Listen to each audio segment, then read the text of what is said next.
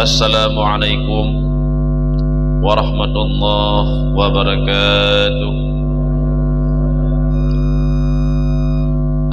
Alhamdulillahi bil atiyah, wassalatu wassalamu ala khairil bariyah wa ala alihi wa ashabihi zawin nufusi zakiyah. Amma ba'du, fa ya ibadallah, ittaqullaha haqqa tuqatih wa la tamutunna illa wa antum muslimun. Wa qala Allah ta'ala fil Qur'anil Karim wa huwa asdaqul qailin, a'udzu billahi minasy syaithanir rajim. Bismillahirrahmanirrahim.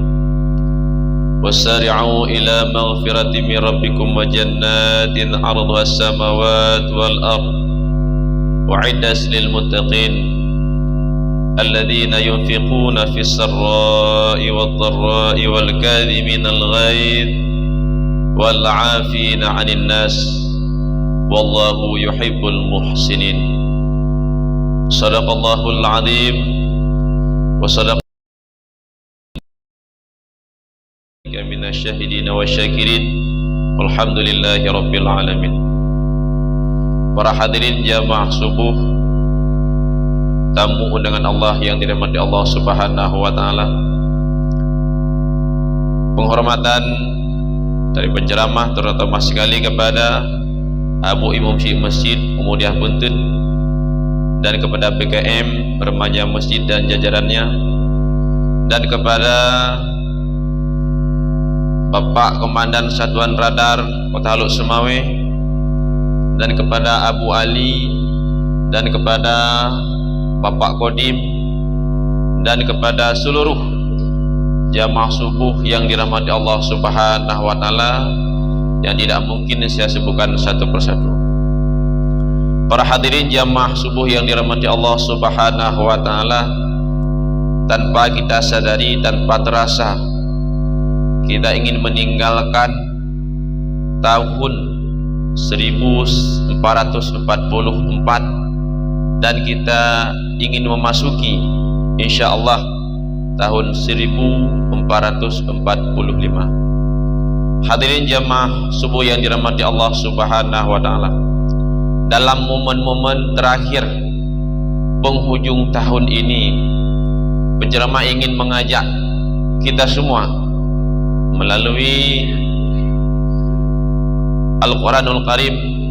Allah Subhanahu wa ta'ala berfirman dalam surat Ali Imran, Bismillahirrahmanirrahim, wasari'u ila maghfirati min rabbikum wa jannah 'arduha as-samawati wal ardh wa'iddat lil muttaqin. Bersegeralah kamu menjemput pengampunan Allah dan surga Allah seluas langit dan bumi, wa'iddat lil muttaqin, yang Allah fasilitasi kepada orang-orang yang muttaqin. Hadirin jamaah subuh yang dirahmati Allah Subhanahu wa taala, di saat kita menyadari bahwa diri kita itu berdosa, di saat perasaan jiwa kita sangat banyak dosa, sangat bagus perasaan itu karena ingin memperbaiki diri kita sendiri. Di saat kita merasa tidak berdosa, tidak pernah mengerjakan dosa, dan kemungkinan dosa yang kita kerjakan sudah diampuni oleh Allah Subhanahu wa taala, sama dengan kita sedang berbuat dosa. Merasa diri kita suci, merasa diri kita tidak ternoda dengan dosa apapun, tanpa kita sadari kita sedang berdosa dengan Allah Subhanahu wa taala. Karena iblis di saat Allah Subhanahu wa taala memerintahkan sujud kepada Nabi Adam, sebelumnya iblis bukan iblis namanya, Azazil. Azazil, cantik namanya. Seperti sekarang juga kita umpamanya ada teman dulu di sekolah, namanya bagus, karena tingkah lakunya, perbuatannya tidak bagus, jelek, maka dikasih nama julukan. Dikasih nama julukan. Kalau kita memang perbuatan kita baik, dikasih juga julukan baik. Kalau dalam bahasa Arab namanya laqab, gelar. Lalu Azazil di saat Allah Subhanahu wa taala perintahkan untuk sujud menghormati kepada Nabi Adam, apa jawabannya? Ana khairun minhu. Khalaqtahu min tin wa khalaqtani min nar. Saya lebih baik daripada Adam, karena engkau ciptakan Adam dari tanah dan engkau ciptakan aku dari api, maka lebih baik api daripada Adam. Jadi di saat merasa diri kita ana khairun minhu, saya lebih baik daripada orang lain. Hari ini saya sudah melaksanakan salat subuh, maka saya lebih baik daripada orang lain. Hari ini saya sudah mengisi penceramah, maka saya lebih baik pada yang mendengar. Hari ini saya sudah menjadi imam, maka saya lebih baik pada jamaah. Hari ini saya sudah membangun pesantren, maka saya lebih baik pada orang lain. Itu adalah sifat iblis. Nauzubillah. Karena tidak tahu, karena kita tidak kenal siapa di antara kita di sini ada orang yang disayangi, orang yang dikasihi. Adapun bahasa waliullah, orang yang dekat dengan Allah karena hatinya bersih, karena hatinya tidak merasa dia itu lebih. Maka sering saya bilang kepada murid-murid, kalau kamu tidak berani menceramah karena takut, karena gemetar, maka berwasilahlah kamu kepada orang tuamu, pada gurumu, bahkan kepada muridmu sendiri. Karena kita tidak kenal, kadang-kadang di kalangan murid kita itu ada yang mustajabah doa, di kalangan murid kita itu ada yang salah satu waliullah, kita tidak kenal. Maka tidak boleh kita merasa diri kita itu ana khairun minhu. Maka kembali kepada dasar, semua kita itu berdosa, dan sebaik-baik orang yang berdosa adalah orang yang mau bertobat kepada Allah Subhanahu wa taala. Maka Allah Subhanahu wa taala mengajak hambanya, wasari'u ila maghfiratin min rabbikum, bersegeralah kamu menjemput pengampunan Allah Subhanahu wa taala. Kata Allah Subhanahu wa taala sangat senang dengan hambanya yang berdosa kemudian dia itu mau bertobat pada Allah. Di saat kita berdosa kemudian kita bertobat, maka Allah Subhanahu wa taala sangat senang. Dalam satu hadis diceritakan bahwa bagaimanakah senang Allah Subhanahu wa taala di saat menerima hambanya yang sudah taubat kepadanya. Perbandingannya seperti layaknya seorang manusia itu hilang kendaraan. Dulu dibuat contoh di situ hilang kuda ataupun hilang unta, karena pada masa itu unta dan kuda adalah kendaraan yang sangat berharga. Kalau sekarang hilang mobil Alphard umpamanya. Kalau kita hilang mobil, yang harapan kita apa? Mudah-mudahan mobil itu dapat, mudah-mudahan mobil itu dikembalikan. Allah Subhanahu wa taala lebih dari itu. Harapan Allah, semoga hambanya yang sudah jauh dengannya, semoga hambanya yang sudah lama tidak berjumpa dengannya, semoga hambanya yang sudah lama tidak pernah nangis malam, tidak tahajud malam, tidak istighfar kepadanya, semoga dia itu kembali. Maka tugas kita, salah satu tugas kita adalah mengajak saudara kita yang belum salat berjamaah, mengajak saudara kita yang belum salat sama sekali, mengajak saudara kita yang belum mengikuti pengajian dan kajian-kajian. Jangan menterasingkan mereka, jangan menyepelekan mereka, jangan meremehkan mereka, jangan kita kucilkan mereka, karena tidak ada seorang manusia pun yang tidak ingin baik, tidak ada. Tetapi belum sempat, belum mendapatkan taufik, belum mendapatkan hidayah pada Allah Subhanahu wa taala untuk berbuat baik. Karena sangat kita khawatirkan di yaumil qiyamah, di saat Allah Subhanahu wa taala menghisab kita, kita salat berjamaah, puasa wajib, puasa sunnah, isi pengajian, bersedekah, lain sebagainya. Tetapi ada saudara kita yang memang bisa kita ajak, tidak kita ajak. Bagaimanakah jawaban di hadapan Allah besok siang? Allah Ta'ala bertanya kepada kita, kenapa tidak kamu ajak saudaramu ini yang memang bisa kamu ajak? Kalau memang sudah ada jawaban, boleh meninggalkan mengajak teman untuk berbuat baik. Tetapi sebelum ada jawaban itu, jangan berhenti. Apakah kita selaku orang punya kedai, karyawan kita, apakah kita sanggup menjawab di hadapan Allah besok? Kalau karyawan kita yang jualan di kedai kita, yang jualan di warung kita, yang kerja di ketam kita, yang kerja di panglung kita, yang kerja di SPBU kita, tidak salat, apakah kita besok sanggup menjawab di hadapan Allah? Kalau memang sanggup menjawab, boleh kita tidak mengajak. Tetapi kalau merasa tidak sanggup kita jawab, anak kita, istri kita, karyawan kita, bawahan kita tidak salat,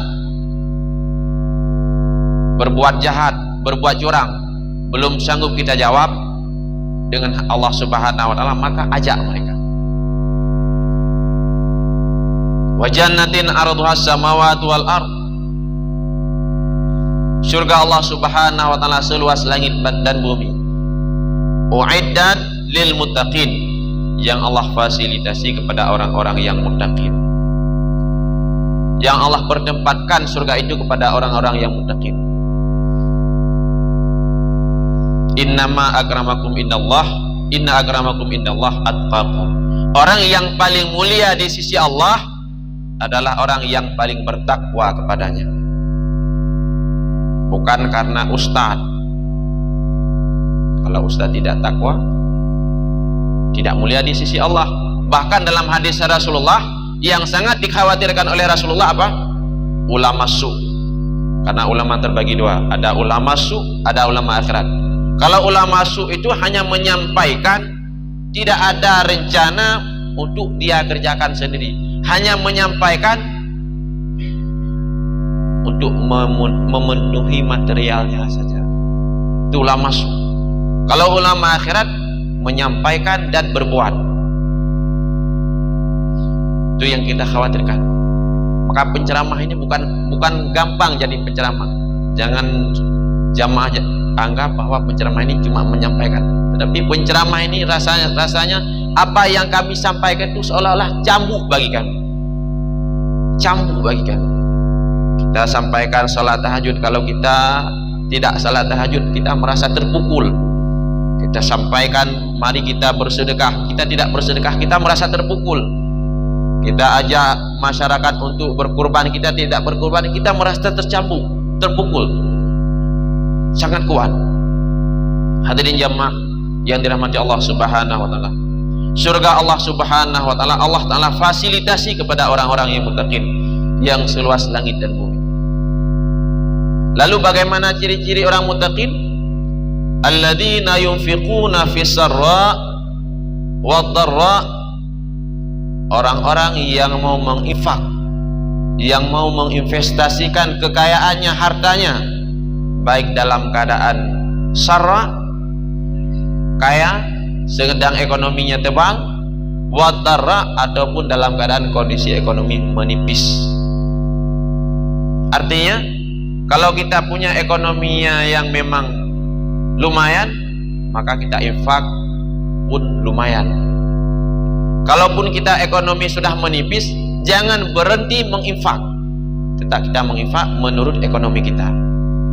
Umpamanya kita bilang sebelum Covid kita ekonomi kita mudah, maka sedekah lebih banyak, umpamanya 50.000 sekali Jumat sekali, ataupun waktu SMS kadang-kadang 20.000. Di saat ekonomi kita menipis, jangan berhenti, kita kurangi di bawahnya, supaya kita masih termasuk orang-orang yang muttaqin.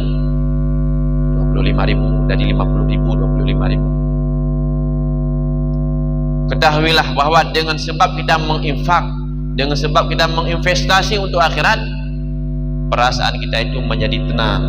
jiwa kita itu menjadi tenang, bahagia. Di saat kita tahankan harta kita, malas kita berinfak, pelit kita untuk berinfak, maka kita merasa jiwa kita itu sempit, dada kita itu sempit. Kekayaan ada, kemewahan ada, malas berkorban, jiwa kita itu sempit. Bagaimana jiwa kita itu tidak sempit? Maka berinfak. Di saat kita ada uang di kantong, celeng lewat dari depan, kita tidak mau memberikan, maka perasaan jiwa itu tidak tenang, sempit. Tetapi di saat kita keluarkan walaupun 5.000, 10.000, 15.000, 20.000, maka jiwa kita itu tenang, yang tidak bisa kita beli dengan uang 50.000, bahkan di atasnya tidak bisa kita beli. Jadi yang pertama ciri-ciri orang muttaqin, alladzina yunfiquna fis sarra wad dharra. Yang kedua, wal kadhiminal ghaidha, orang yang sanggup mengendalikan kemarahan, orang yang sanggup mengendalikan emosi. Setiap manusia itu punya kemarahan, setiap manusia itu punya kemarahan, tetapi letakkan kemarahan itu pada tempatnya. Anak kita tidak salat, kita patut marah. Apakah perlu kita siram dengan air? Apakah perlu kita cambuk sekali supaya menjadi sebagai obat? Bahkan hadis Rasulullah sallallahu alaihi wasallam, di saat sahabat meminta wasiat kepada Rasulullah sallallahu alaihi wasallam, apa Rasulullah jawab? La taghdab. 3 kali Rasulullah menjawab, la taghdab, jangan kamu marah. La taghdab, ausini ya Rasulullah, wasiatkan kepadaku wahai Rasulullah, la taghdab, jangan marah. Maka sesuai dengan ayat Allah, wal kadhiminal ghaidha, orang yang muttaqin adalah orang yang sanggup mengendalikan kemarahan.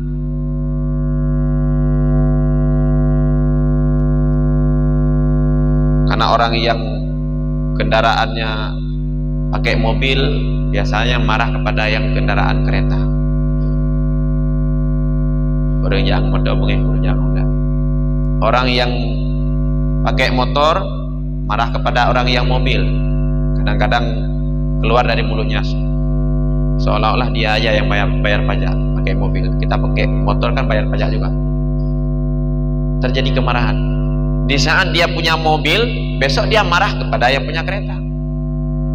Tetapi ingat, wal kadhiminal ghaidha, ciri-ciri orang muttaqin adalah orang yang sanggup mengendalikan kemarahan, orang yang sanggup mengendalikan emosi. Bukan tidak marah, setiap manusia itu pasti punya marah. Apakah lama marahnya, apakah sering marahnya, tetapi orang yang muttaqin, orang yang sanggup mengendalikan kemarahan.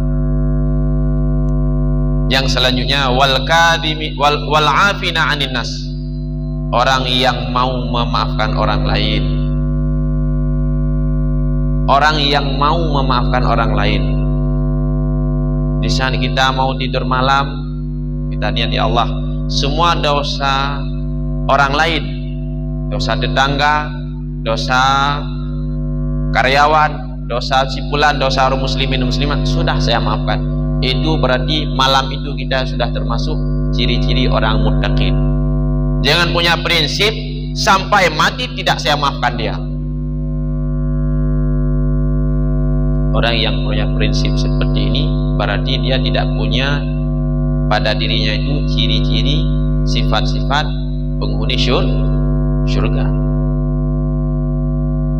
Orang yang tidak mau memaafkan orang lain sama dengan dia tidak punya sifat ataupun ciri-ciri penghuni syurga. Naudzubillah. Wallahu yuhibbul muhsinin. Pada akhirnya Allah mencintai, Allah menyukai orang-orang yang berbuat baik. Para hadirin jamaah subuh yang dirahmati Allah Subhanahu wa taala, di penghujung tahun ini mudah-mudahan dosa yang sudah kita kerjakan, mari sama-sama kita menjemput pengampunan Allah Subhanahu wa taala. Sebesar apapun dosa yang kita kerjakan, lebih besar pintu maghfirah Allah, lebih besar pintu pengampunan Allah kepada kita semua. Maka hanya sekian, lebih dan kurang saya mohon maaf. Hadanallahu wa iyyakum ajma'in. Assalamualaikum warahmatullahi wabarakatuh.